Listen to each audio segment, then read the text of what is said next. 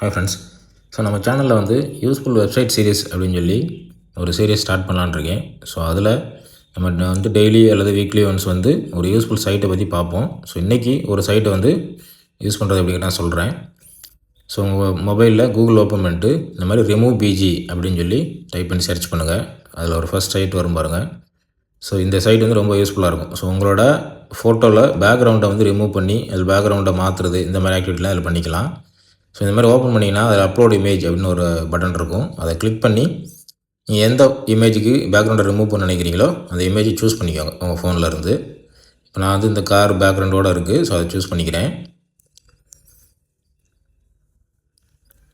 இப்போ பார்த்தீங்கன்னா காருக்கு பேக்ரவுண்டை அப்படியே வந்து அதை ரிமூவ் பண்ணிடும். ஸோ பார்த்தீங்கன்னா கார் மட்டும் தனியாக இருக்கு பாருங்கள். ஸோ மேலே ஒரு பட்டன் ஒன்று இருக்கும். ஸோ அந்த பட்டனை கிளிக் பண்ணி நீங்கள் வந்து ஒரிஜினல் இமேஜ் எப்படி இருந்துச்சு இப்போ ரிமூவ் ஆனது எப்படி இருக்குன்னு நீங்கள் வந்து ஸ்விட்ச் பண்ணி பார்த்துக்க முடியும். ஸோ அந்த ஒரு ஆப்ஷன் கொடுத்துருக்காங்க.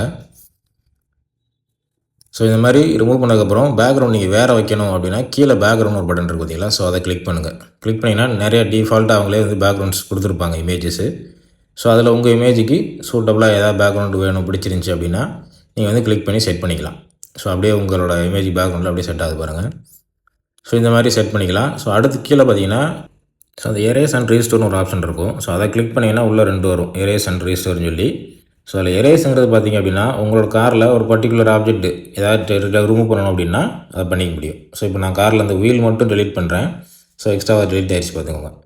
அதே மாதிரியே ரீஸ்டோர் ஆப்ஷன் என்ன அப்படின்னு பார்த்தீங்கன்னா உங்களோட பேக்ரவுண்ட் ரிமூவ் பண்ணதில் ஏதாச்சும் ஒரு சில பார்ட்டை மெயின்டைன் பண்ணணும் அப்படின்னு நினச்சிங்கன்னா ரீஸ்டோர் வச்சுக்கலாம். ஸோ இப்போ பார்த்தீங்கன்னா என்னோடய இதில் காரில் வந்து அந்த ரோடு மட்டும் நான் மெயின்டைன் பண்ண நினைக்கிறேன். காரு ப்ளஸ் அந்த ரோடு ரெண்டையுமே நான் வச்சுக்கணும். அதுக்கு பின்னாடி இருக்க மட்டும் ரிமூவ் பண்ண நினச்சேன் அப்படின்னா இந்த ரீஸ்டோரை கிளிக் பண்ணி அந்த ரோடை மட்டும் நான் செலக்ட் பண்ணுறேன்.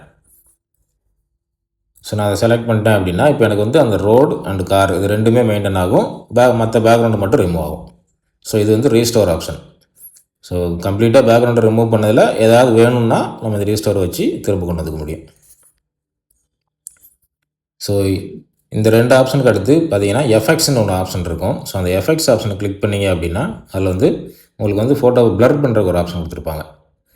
ஸோ அதை கிளிக் பண்ணிவிட்டு நீங்கள் அந்த ஸ்லைடரை இழுத்தீங்க அப்படின்னா பேக்ரவுண்டு வந்து நல்லாவே உங்களுக்கு வந்து ப்ளர் ஆகும். உங்கள் கார் வந்து தனியாக தெரியும். ஸோ இந்த மாதிரி ப்ளர்ரு வந்து நல்லா யூஸ்ஃபுல்லாக இருக்கும். ஸோ அதையும் ட்ரை பண்ணி பாருங்கள்.